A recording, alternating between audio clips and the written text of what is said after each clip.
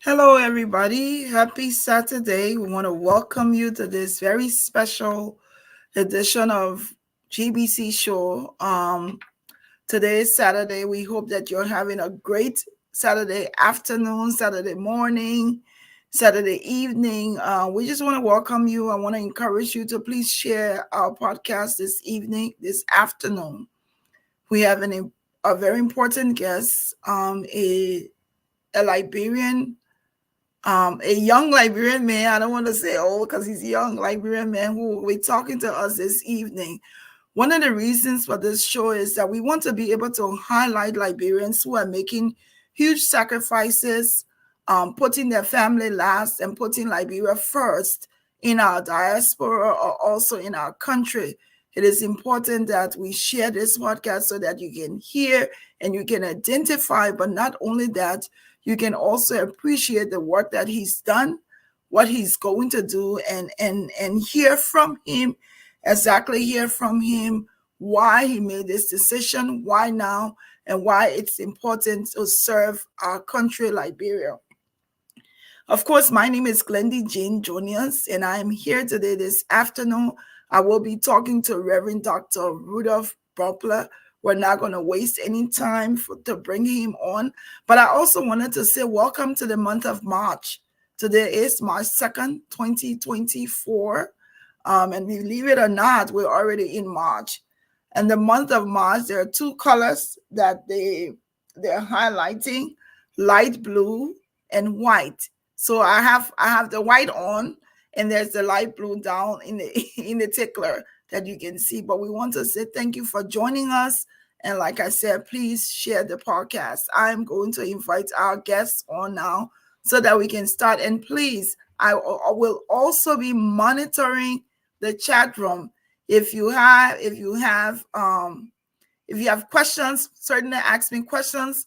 I want to recognize everybody who's watching. Thank you for watching. I want to specifically recognize my brother, Senator Abraham Darasdela, is watching. And I want to say thank you for watching. Thank you to all of our Liberians. Hubert Benjamin is here. Lots of you. Michael Sonegad Diego is watching. D. Maxwell Harmon is watching. Leona Green is also watching. You can find us on Facebook, and you can also find us on YouTube to watch the show.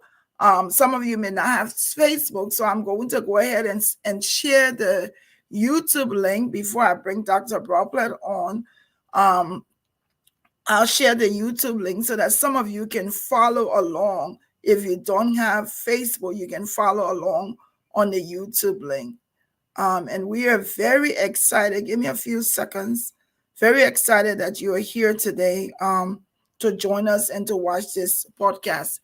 I will go ahead now and bring Dr. Bropleh. I need to send him the link also so that people can watch. I've sent him the YouTube link. And I'm trying to just share. Please also share the podcast. Let me now put this link on my page so that people will be able to watch it on YouTube. All right. Welcome, Dr. Bropleh, Reverend Doctor.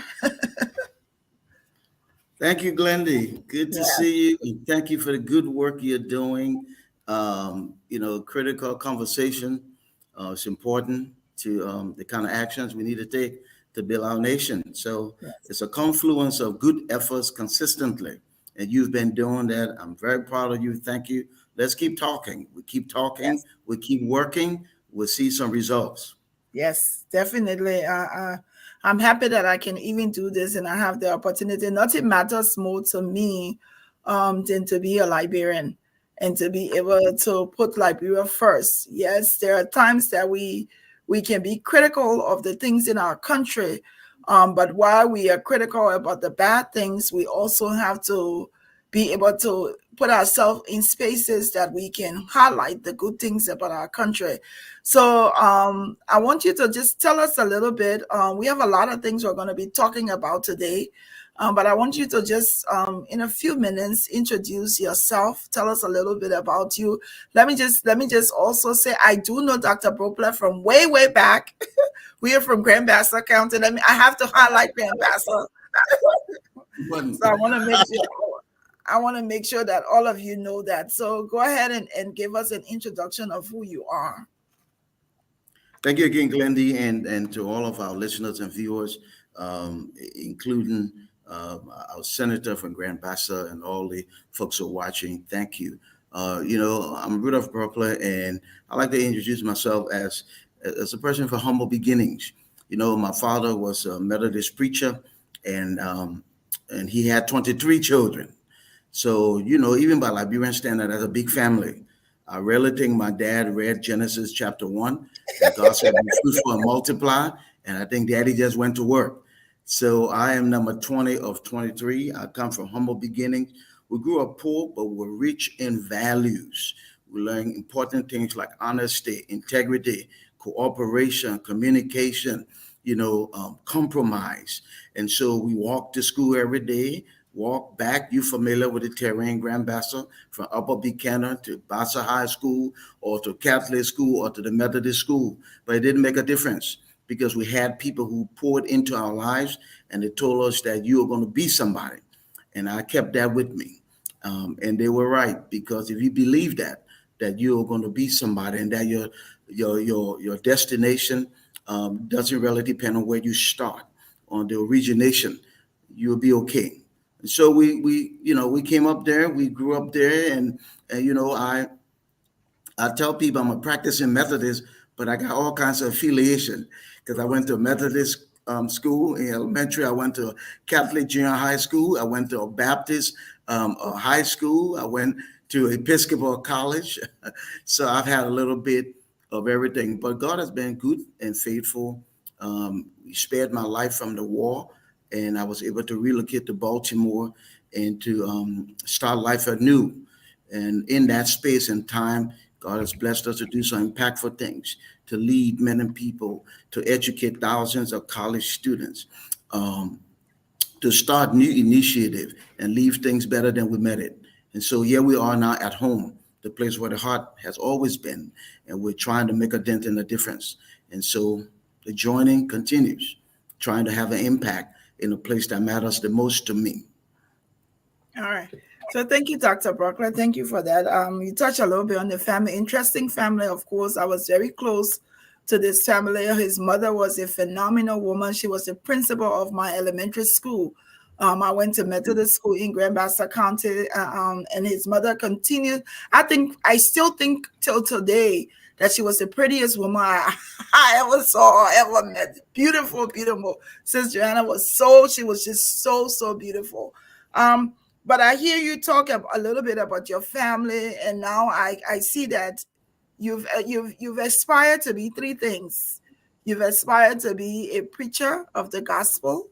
You also have aspired to be an educator, and then also you're an economist.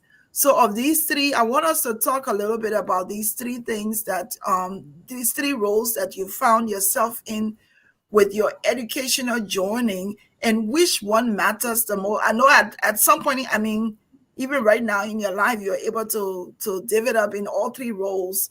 But I want to understand, how does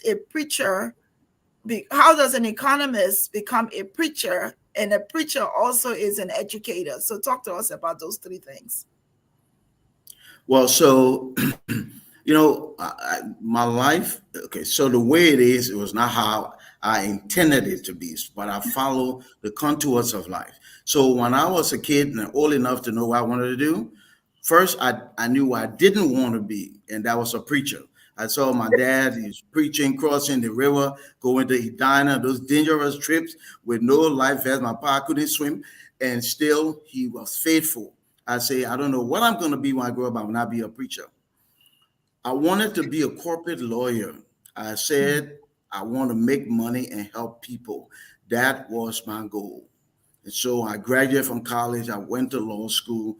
And after 2 years, the war came, everything fell apart, and we relocated. But when we relocated, I went to Baltimore and started to work as an educator, an urban educator of Baltimore City. And then I got an opportunity for a full scholarship from Johns Hopkins. And so I went to Johns Hopkins and did a graduate degree in economics. So now I started practicing in that area, right? So I'm Yes. teaching and I'm doing economic analysis, those things. And then I got a call to be a preacher. I said, no, God, we settled this long time ago. Don't do that. I got plenty of preaching my family. That's not my calling, but I followed that. And so I moved on in that direction. Of course, had to get training, this and this and this, and then started a church in Baltimore, and then moved to West Virginia and took a small one classroom church and grew it into the largest multicultural, multi-ethnic church, United Methodist Church in the entire state of West Virginia. In the process, we learn to lead people. We learn to listen to people. We learn how to learn from people so that you can leave them better than you met them. So, and then of course, I started teaching at the college in Baltimore, and then I came to West Virginia. I started teaching there too at Shepherd University. So as you can see, I followed the contours, the opportunities in life. The goal was always to make a difference. Wherever you find yourself, have a positive impact. Try to give more than you receive and leave things better than you met them. Interesting. Very interesting. Some would say, well, some people will be difficult to convince them to follow the preaching, but you made the choice to do the preaching and continue to do the teaching, which is formidable. I want to mention here that you've done some great work at Asbury United Methodist Church. And when I was actually reading up on you today, and I was like, what would you say to you, a young man? You're not old, you're a young man, you're still vibrant, but you come into your life and you decide at this point in time, I'm going to retire to go back to Liberia. I want to, before we go into that discussion, I want to talk about growing up in Liberia. You've been to Liberia several times, and I want to hear from you. Growing up in Liberia, what is the difference you've seen now than when you grew up in Liberia as a child? So when God spared my life and I was rescued from the war. Once I settled and got a grasp of this new lease on life, I always felt like part of why God saved me, so that I would look back, lean back, and give back. And so over the years, I've been coming. Some years I come on 4 times. I organize national economic empowerment seminars, and just finding ways to give to people. The Impact Institute that we have in Liberia now, serving communities, economic empowerment, leadership development, serving students, is all about giving back. It's different though, from the Liberia before the war and now. It's different in a multitude of ways. Um, it's more challenging, I think, not just because of economic conditions. It is more challenging because of mindset and behavior. And quite frankly, people, environment, affect their behavior, their outlook. And so we have a work to do in our country, but we got to do it holistically. And I think the foundation of that is economic, socioeconomic development. But it's different. Now, you got a new normal where people are intolerant with one another. You see young people fighting on the streets, and then you see people standing around with their cameras. And I can't believe they do that. And they throw rocks, they hit people in the head and all those things. Whereas out there, somebody will come run there, try to part you, separate, and all those things. So it's different. At the same time, we now have walked into a new day of opportunities. We have a chance in this country to turn obstacles into opportunity, but it's not going to happen just because we say so. It's going to happen because we exercise the will to do so. And that's why those of us who are here on the ground and people like you and others in the diaspora, we are all hopeful that this next season will be better than the last season. So we Yes. work for it and we hope Yes. for it. Amazing. That is so true, and that's why we may not be in Liberia physically, but the desire to want better for our country is something that is, for me, is primary to is prominence over anything else. I want to talk a little bit as we get into your decision, having been here, been away from Liberia, but you were there frequently. I can attest to that. One year I remember you were there like 3 times. At the time I checked, Dr. Bropleh is already in Liberia. He'll come and then he'll go to other African countries.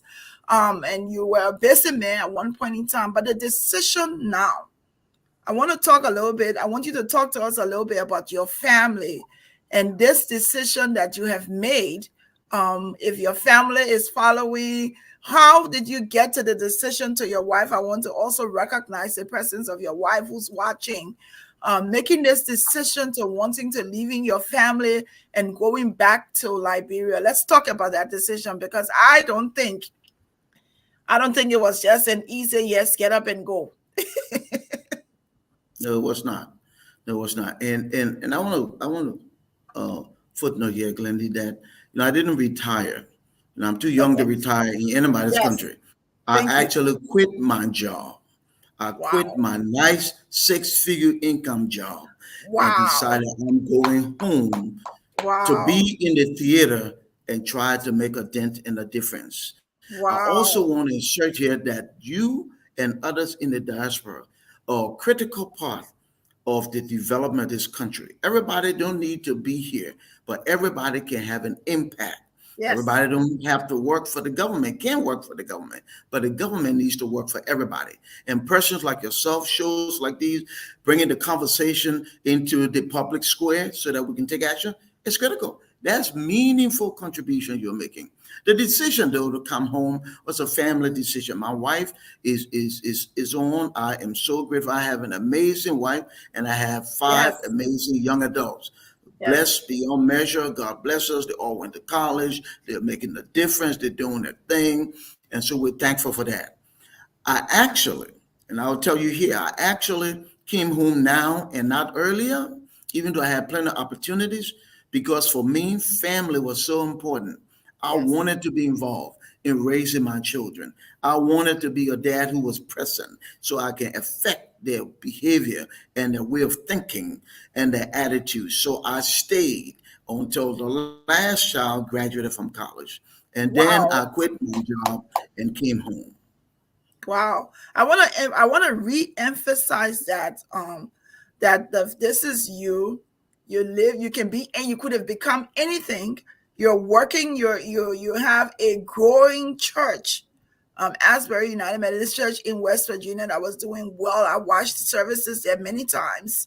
And you decide that I am going to leave my six-figure job, like you're saying, and I am going to quit this job that's paying me everything that can support me in, even if I wanted to do ministry back in Liberia that can support me, but I'm deciding to go back to Liberia. That's huge. And I think on behalf of all of the Liberians who's watching, I want to say thank you to you and to your wife and your family. And it also says the kind of man that you are, staying and making sure that fatherly figure was home with your children, making sure that every one of them, five children, they're all college graduate. What's more to accomplish than that? What's more to accomplish? Thank you, Glennie. I'll say here, and I'm not trying to say that I've done something so incredible, but just so folks would know. Yes. So I was the lead pastor at Asbury, also a professor at Shepherd, where I got paid. I was also the chairman of the board for Shenandoah Community Health. So I had fiduciary oversight. It was $67 million. So I quit all three of those things one Hmm. at a time so I can come home. Hmm. So I'm home. I'm not making a lot of money, but I'm at peace. I feel fulfilled because I want to be here and I feel like I can make a difference. If I wanted to just chase the dollars, I have planned that I could have stayed. Like I just told you, all of those positions are getting money, but Yes. money is not everything. Yes. Service to people is the main thing. And for me at this point in my life, that's what I want to do. And my family is right there with me, and I'm eternally grateful to all of them for all their support. Yes. I think it's a good thing that you made that point, because some people, because of what we know in our country and we know from our African leaders, some people tend to think it's impossible for people who it's some. I was reading some post the other day, and someone who wants to leave their sister job to go in Liberia. Yes, people do it. People like Reverend Bropleh has done that, and there are others who are also going to do that. And so I think this is also a call. Thank you, call Gloria is saying it's a call to service and a call to serve. I think this is a part of your calling. This is what God has destined for. So tell us now, you make the decision to go. Let's go into Cuttington University now. You make the decision to leave the States and to go back to, I don't want to say, and that's why I wanted to make sure that our conversation surrounded around the fact that this service, this decision you made to go back to Liberia, was to go back to Liberia, still serve Liberia, but serve Liberia at Cuttington University. So let's talk about that decision to go back to serve your country. So, so 2 years ago, Cuttington asked me to lead the design and development of a doctoral program. Um, and first in Liberia history, great opportunity. I had some incredible people working along with me, like Dr. Herman Brown, Dr. D. Elwood Dunn, Dr. Ann Frederick Cooper, Dr. D. Wellington Bright, and we worked on this thing and we developed the program. I took it home, went through you know, all of the rigors and stuff with the NCHE, the administration, all that stuff, board of trustees. So I actually came home to deliver the product. And then I had a persuasive person who said, "Well, why don't you just lead the program?" I said, "No, that was Wow. not part of the deal. I just wanted to come home and serve. Bring your product and go back." But then I said, "Okay, I'll lead the program." And so I Wow. came initially as executive dean, and then in the process, I became the vice president for the graduate school. So now I do serve as the vice president for the graduate school at Cuttington, overseeing all of our graduate programs and the doctoral program. And so that's how that transition took place.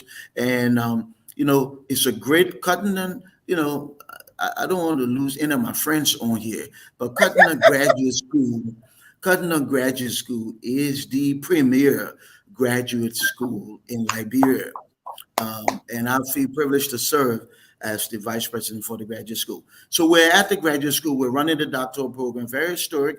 It just started. I have the privilege to teach a leadership class in the doctoral program, and we're looking forward to how we can have a greater impact in the educational sector and beyond.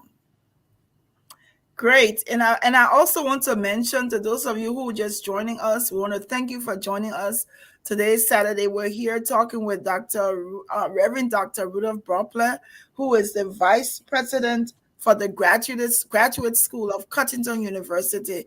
I want to mention here that both of us went through those great walls of Cuttington. So we're Scorpions. We're Scorpions. We're from Cuttington. We love ourselves. But we also love service. Something IFWA has mentioned here. Thanks for watching, IFWA. It says service, and I think it's profound, and I want you to comment on that. It's beautiful, something that she put there that may seem insignificant, but I think the interpretation for me is huge. Service is the currency we pay to live in God's world. What do you think about that comment? Oh, I agree. I agree. In fact, if you go on my website, somewhere in one of those write-ups, I said, living is the essence, and giving is the essence of living. So really, life is not measured by its duration, how long you live, but by its donation, how much you give. So I think that for us who still have breath, life, and all of the things God has blessed us with, especially those of us who have been blessed with education, exposure, and experience, on to whom much is given, much is required. And the more we serve people, the better our communities will be, the better our counties will be, the better our country will be. And that's why I believe one of those 5 Pentagonal foundational principles of good governance is service, because the important part of public service is service. And as soon as we get a good, healthy hold of that in Liberia and learn that the public is our purpose and we ought to serve them well, I think we will be on to something here in our country. So I'm Beautiful. totally in agreement with IFWA. I think that's a profound statement that she made. Yeah, I think so too. I think so. So let me ask a question before we talk a little bit more about the graduate doctoral program. This person is saying, what changed from the Cuttington of the past to the present in terms of academic discipline and upholding the values and principles of which it was founded in 1889? I can tell you that's probably a Cuttingtonian asking that question. Well, so, things have changed a lot. And yes, there's some basics. When I was a student at Cuttington, it was Cuttington LU. Campus was full. We had students, all the dorms. Well, today it's Cuttington, LU, and 50 other universities and colleges. Yes, 50. And the numbers going up quickly. So that changes the dynamics. 1, competition. 2, economic conditions. It makes it challenging, especially for our boarding school, to do its work and do it well, because people have choices, albeit might not be apples and apples, might not be same quality, but hey, who cares? I get a bachelor's here, I get a bachelor's there. So it's a different dynamic. In terms of academic discipline, I think we still have a good grasp of that. But yes, because the culture have changed, the society have changed, people chase the money here. I'll be candid with you, people chase the money. And so if that's your goal, then that affects everything you do. For me, I think the purpose for which you do it should be that I want to educate, I want to inspire, I want to motivate, and I want to make these students better so they can be atmosphere changers and difference makers. And so the money might be small, but I will do a good job. So what we have to do as leaders, and even at Cuttington right now, at the graduate school, I introduced, Glendy, what I call the culture of healthy habits, the 4 A's, attendance, regular attendance, positive attitude, productive activity, and mutual accountability. And yes, culture is adaptive change. It takes some time, but it's starting to take hold at the graduate school because we want to be able to say that even in these harsh economic conditions, if you come here, we will give you the best we have because we value what we do. So all is not lost. We had good values and firm foundation and a lot of support. And this is a piece people forget. Before the war, Cuttington had a lot of support from across the river. Mhm. After the war, it's a different thing. We are running a premier university primarily on tuition fees. And that's why I think the alumni, especially all of my colleagues in America, have an opportunity, to help their school to get through these rough patches because we truly believe that tomorrow is going to be better than yesterday. Night might be long, but the morning's coming. So we press forward with dignity and integrity and try to serve well. Okay. Someone is asking why Titus is saying, my question is why Cuttington? Why did you decide to go back to Liberia to work at Cuttington or to share this vision of a doctoral program with Cuttington University? Why not the University of Liberia? Why not anywhere else? So ability usually follows opportunity. Hmm. First, it was something historic. Okay, Hmm. we're into writing something, designing something. It's an opportunity to Hmm. put your print on history. Two, it was a school that I care about. I've Yes. been privileged. I've been plenty of schools and did plenty degree thing, but it all started at Cuttington. My higher education joining started at Cuttington. So it was almost personal to me. This is my affinity group here. I'm going back home to the Yeah. Scorpion family. So, Yes. yeah, I'm going home to the Scorpion family. Three, I felt privileged to have to choose. I got to tell you, I've been blessed. Since God put me in leadership over these past 25 plus years, I have had the privilege to choose where I want to work. So I don't Beautiful. just work because I need a job. I work because I want to be somewhere and I feel I make a difference. So opportunity, choice, affinity, historicity, and then I wanted to be home because I think I can be a voice for the voiceless. I think I can be a model for some people, work ethics, good examples. But more importantly, I think I can challenge the status quo sometimes. That's why I'm glad I'm in the private sector, that I can say what I want to say and go home. And don't worry about whether they're going to take my job from me tomorrow. I never Beautiful. worry about those things. Beautiful. So let's talk about admission into the doctoral program. So now Cuttington is the first to have a doctoral program in Liberia. That doctoral program is in divinity, correct? We offer two. We offer two degrees with Okay. 7 specialties. So we have a doctor of ministry and we have a doctor of theology. So it's a DMin and a PhD. And the Okay. doctor of theology is more academic. So you get a chance to specialize in 4 areas: systematic theology, applied theology, historical studies, biblical studies. In the doctor of ministry, though, more practical. So we have educational leadership, we have missional leadership, and missional development. And so we have 2 degrees, 7 tracks for specialty. Wow. Wow. So who can how what is the admission process like? So Who can come to it? Who can attend?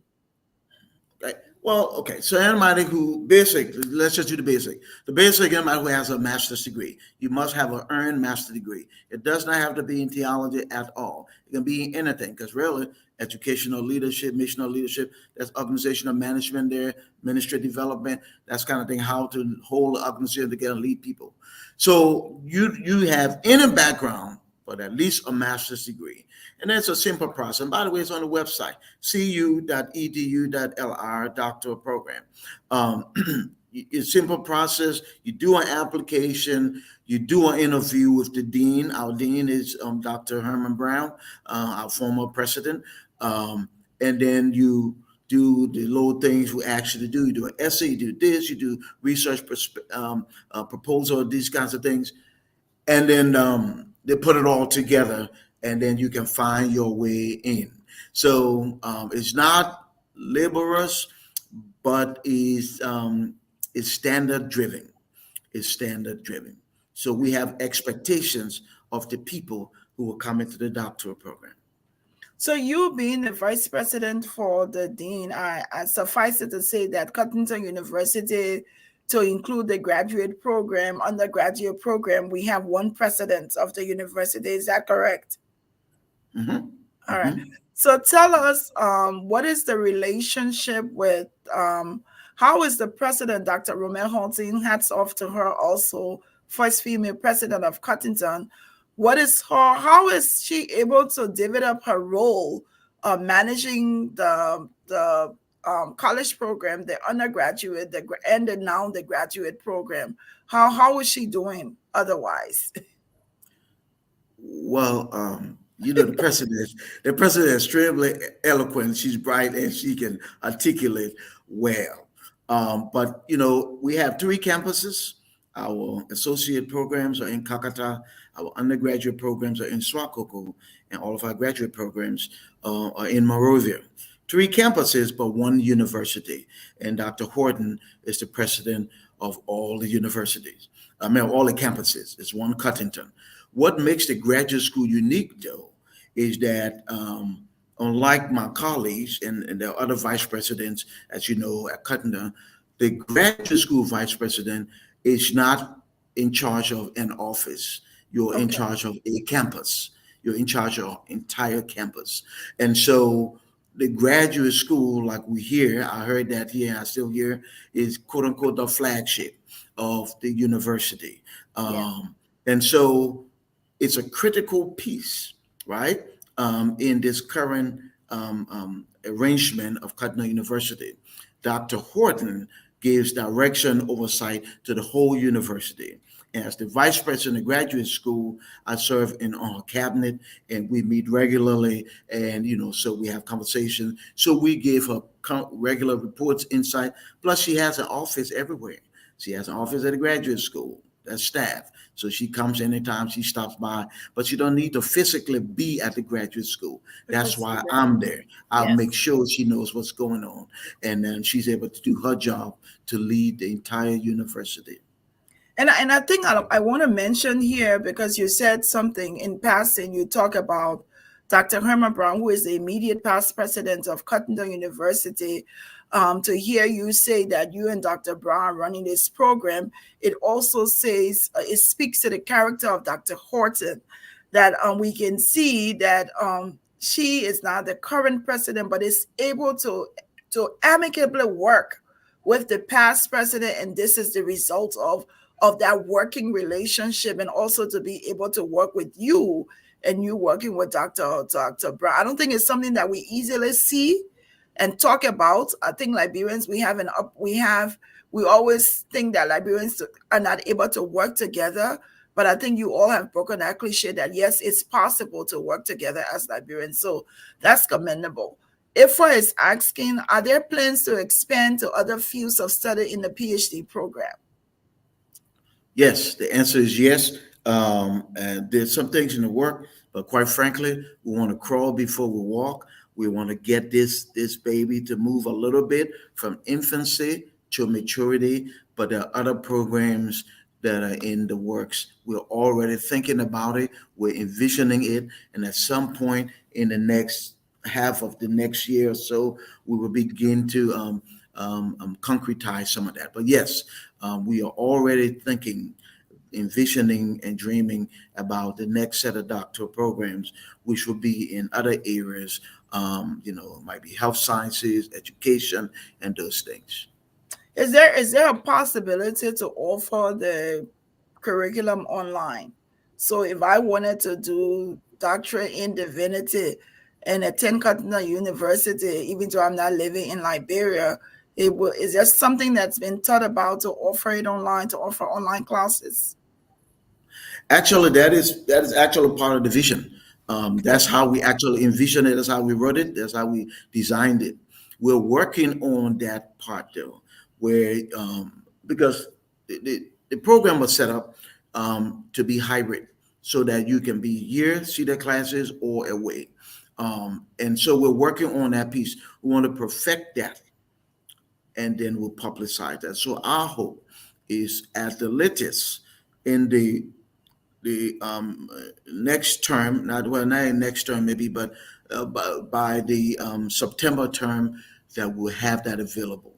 We're working hard. If we're able to make it available in the middle, I would call it vacation school term, Yes. the intensive, fine. We're not sure about that yet, but we think that by September, we'll be definitely able to make that available, so people can just be wherever you are in the world and be a part of the doctoral program. So I want to ask a question. There are other questions here that I will read subsequently, but I want to ask about what would you say to critics who may want to think that this doctoral program is another bluff or another Liberian people say fly. So I Well, want. Mhm. go ahead, go ahead. No, I just want to hear what you have to say to critics, because sometimes it's difficult, it's very difficult for us Liberians to trust things that we're doing. I want to hear what you have to say about critics who may think that this is just another waste of time. It's going to be short lived. It's not going to be something that's sustained, and all of those things. I want to hear what you have to say to them, and how can you encourage people to understand that this program is legitimate and is genuine. And then you can also add, because there are two questions here. People are asking about it being accredited. Is it accredited? Would the credits be accredited to other schools globally or even in the US? So, old folks used to say, Glendy, that the proof is in the pudding. So, if you look at the genesis of the program, foundation matters. If you build an elaborate house but it's on a messed up foundation, it's going to fall. So look at the foundation, look at the caliber of people who were brought on to work with me. And we were very diligent, and we took our time. And the research that we did was very diverse. North, West, East, Southern Africa, Central Africa. We look across the continent, see what other schools are doing. We look obviously in the USA, then we went to Europe. So it was very extensive. We took our time to learn from other people. And then we added so that element of universality, we kind of spiced that with indigeneity. In other words, this is a Liberian thing. We got to put our prints on it. So you look at the curriculum, you have indigenous African Liberian coursework. Okay, that's on there. That's one. The people who put it together, the quality of the research, the extent to which we did this. The second part is the people who teach in the program. Any educational program is only as good as its faculty Yes. and their intention to impart knowledge and do it well. We took our time to pick people. We have colleagues across the river who want to be part of the program. In fact, they were part of our original list of faculty that we presented to the NCHE, to the Board of Trustees, and all that stuff. So we have good people. We're trying, even in this vacation school, to bring some of those professors to come and teach pro bono for our intensive in Liberia. So it's a serious program. Third, it is accredited.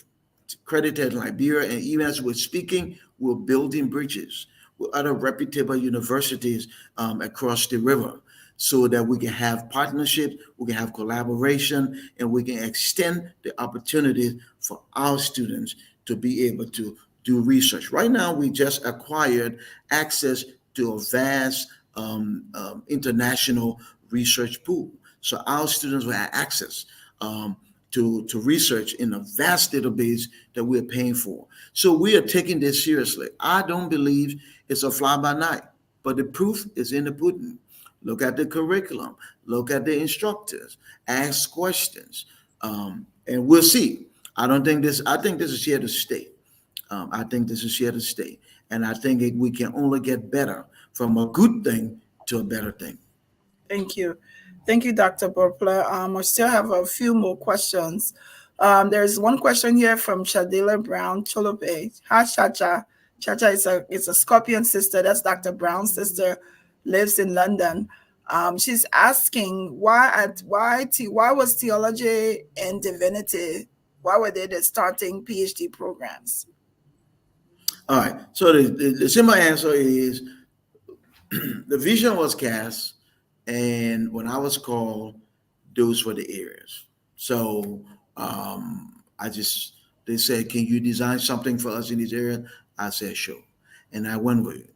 But then, if you ask me to put my little spin on it, hey, everything starts right from that foundation, at least for some of Yes. us. And remember, Cuttington, it's a Christian school. Everything starts from that foundation. So that might have been part of the thought process of the visionaries when they said, let's start here. Yeah. And if it was And Sunday morning, if it was yes. Sunday morning, I would tell you that Jesus said in Matthew 6 and 33, if you seek first the kingdom of God All and his things. righteousness, then everything will be added. But it's not Sunday morning. So I'm not going to tell Yes. you that. It's not Sunday morning.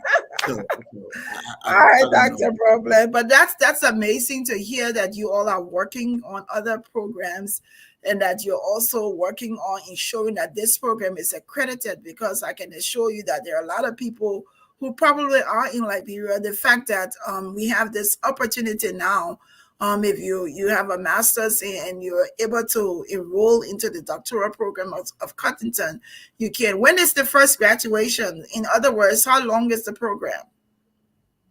The Master of Divinity is 3 years.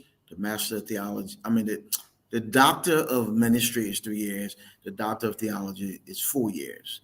I do want to say, though, that the program is accredited by the National Commission on Higher Education. So how does this work? Okay. Okay. Because Liberia is recognized, Cuttington and LU, as universities that offer Yes. degree equivalent to the U.S. and in Europe. Because those of us who went across the river, we know they Yes. take our transcript, they look at it, and they say, boom, this equivalent to a U.S. degree. You do a doctorate here, your degree is valid anywhere because you're coming from a school. That's why school matters. Foundation, Yes. you're coming from Cuttington. Okay, you're coming from Cuttington.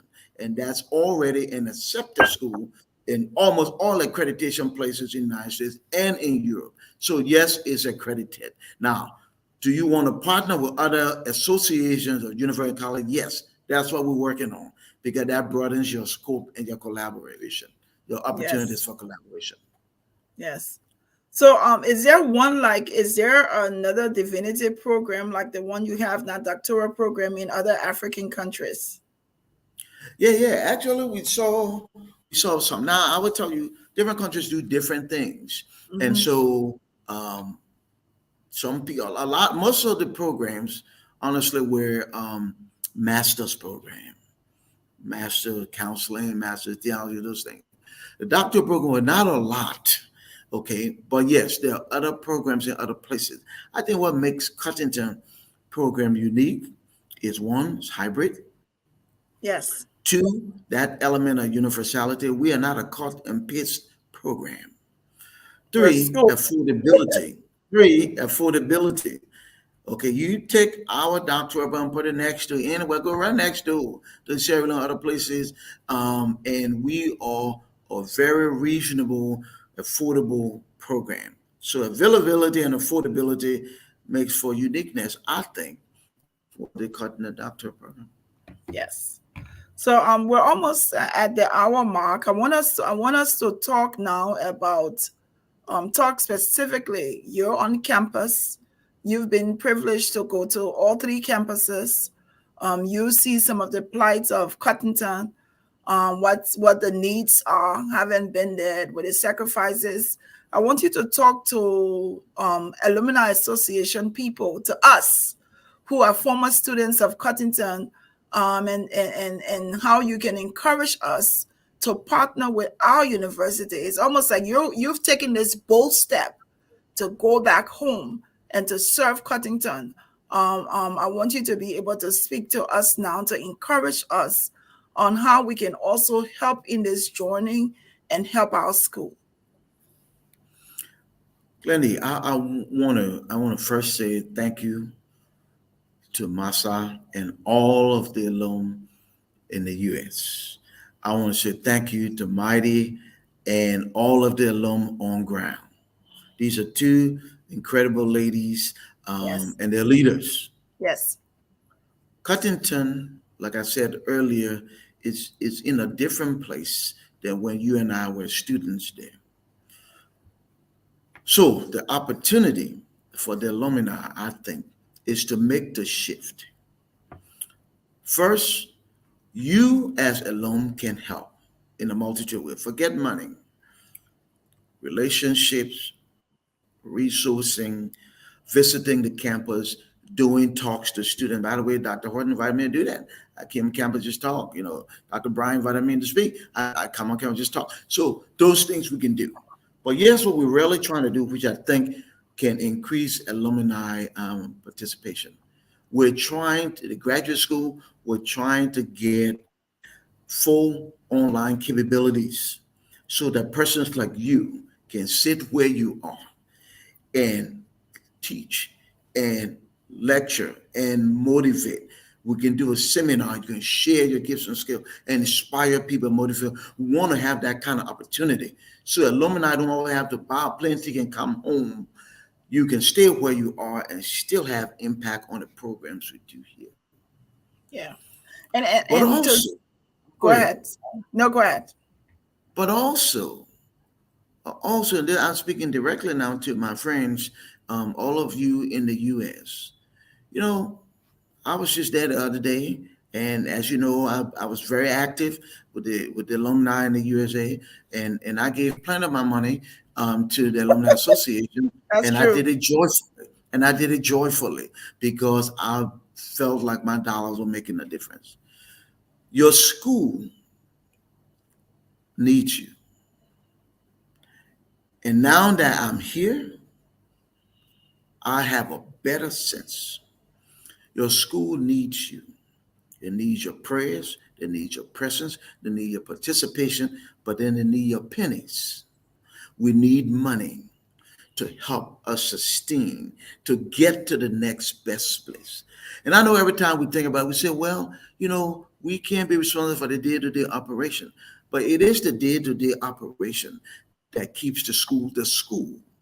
And so, in this environment, with all of this competition, even though it might not be apples and apples, but we have stiff competition. This season, the alumni, I think, is critical. It's an opportunity to Mhm. help. Our biggest overhead is salaries. And we run a school primarily off of tuition. That's tough because Yeah. when you lose 10, 20, 30 students, you start stressing. Versus yesteryears, you have this chunk of money, that comes from across the river, subsidy, whatever, whatever, and it undergirds your work and it helps you.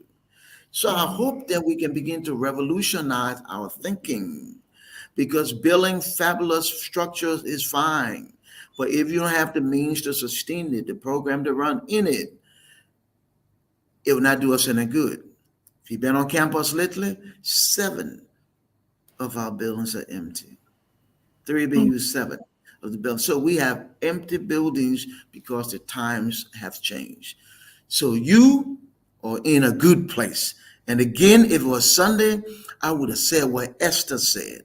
Who knows? Maybe God has put you here for such a time as this, but it's not Sunday. So I'm not going to say that. I'm not going to say that. Yes, yes. I think that's something we need to work on doing, making sure that we partner with the school to be able to provide the assistance that they need.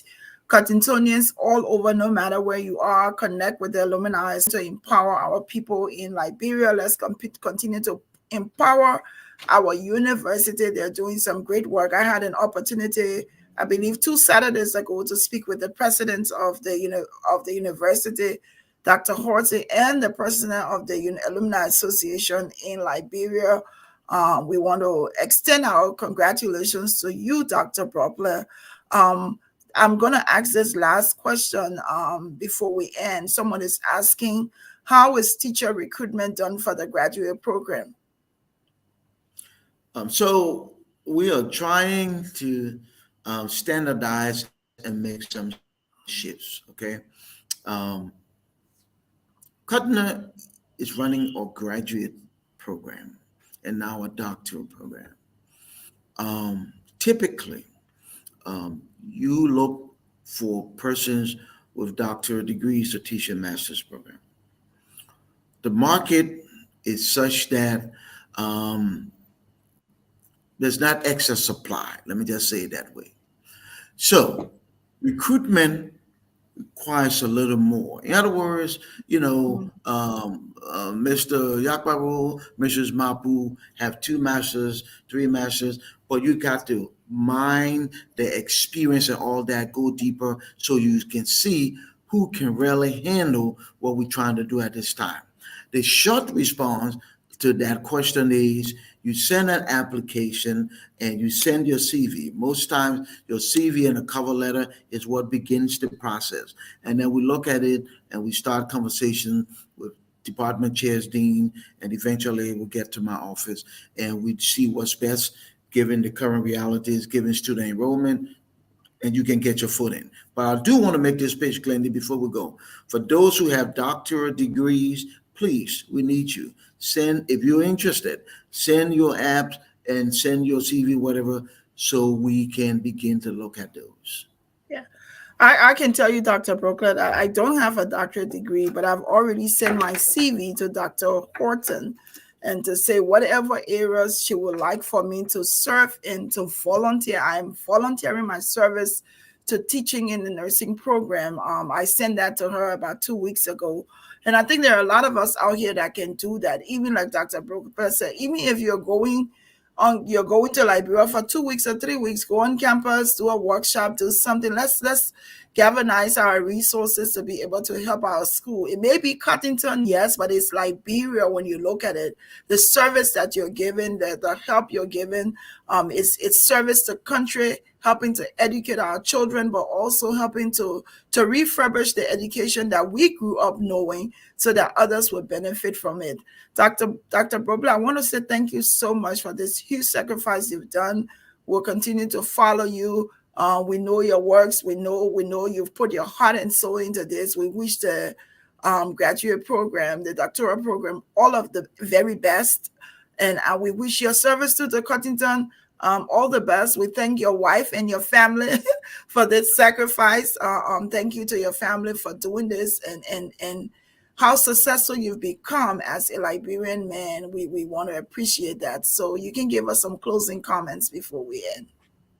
Thank you, Glenny, for inviting me. I do want to insert this footnote. So you are in what we call specialty area in the sciences. So with our doctorate degree, you're more than qualified. Remember, our nursing program, one of the big programs, is undergrad. We need people like you with the expertise and all those things. So you're more than qualified. In specialty areas, like nursing, like IT, in university, not just in Liberia, but across the river, you find a lot of persons, professors and stuff who do not have doctorate degree, but in specialty areas, and they're more than competent. So Lord have mercy, we will welcome you to coming and sharing with us here, helping to improve the quality of what we do.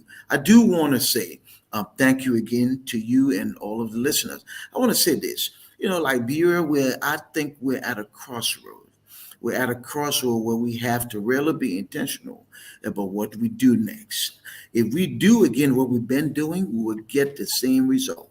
And Lord knows we cannot afford the next 6 years to look like the last 6 years. So we have to do some things different. And part of that is it requires sacrifice. More of us have to get in the theater and try to be a voice for the voiceless and try to be a difference maker.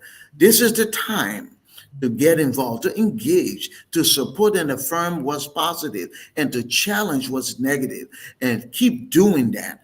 because the change is not going to come because we wish for it. The change is going to come because we work for it. And together we can make a difference. Diaspora Liberians, you are critical to the socioeconomic development. And you think I'm lying? Come here and just look at all of the money service lines every single day, including Saturday, there are long lines. That's how an unemployed population is surviving. Your dollars are making a difference. Economic development, the multiplier effect, liquidity problems, because you send money every day. So you're critical. So I'm saying that to say this. Don't let anybody mute your voice. Don't let it, because got this thing like, bro, where you're in here, you're over there. Don't let people do that to you. You are just as much as Liberian, like all of us who are living here. The property deed that's called Liberia has all of its citizen names written on it, including all Liberians in the diaspora. So you Yes. need to be assertive. You need to be aggressive and hold leaders accountable. And don't let them dismiss you at you're over there, because they don't dismiss your dollars. And it's our dollars that are keeping the wheels of this economy turning. I am hopeful that tomorrow will be better than yesterday. So we'll keep working. Thank you. Thank you so much, Doc. And I wish you all the best. Stay safe. Thank you for all you do. Whenever you need to come on, just let me know. If you're working on a program, if you want to do some publicity, I'm here. Please, I'm volunteering my services to Cuttington University in whatever way they need. I am here. Even if I got to wake up midnight to do a show, I will do a show to promote Cuttington University. So thank you and all the very best. Thank you, Glendy. Appreciate all you do. Thank you. Thank you, folks, for watching. That was Reverend Dr. Rudolph Bropleh, who has now made a decision. Is in Liberia. He's currently serving as the vice president for the graduate program. Cuttington now has a doctoral program at Cuttington University in Liberia. We want to say to all of you who have watched, the change that we seek starts from us, but this change is not going to come if we don't work. Hard work is going to affect the change that we want. So I want to wish all of you the very best and thank you. We can be critical of Liberia, but we have to be supportive of the good things about our country. Our country is first to none. Yes, we may be out of Liberia, we may not be in Liberia, maybe other places, but we are Liberians first. And together, we must put our resources together and serve our country. Thank you for watching. Until next time, next week, Thursday, we have a special show. We're going to be interviewing a lady all the way from Tanzania. I am looking forward to that. Continue to follow us. We're in several different roles, but one thing is sure, my heart is at Liberia first. Thank you. Thank you so much for taking up your time. And we'll see you some other time. Goodbye.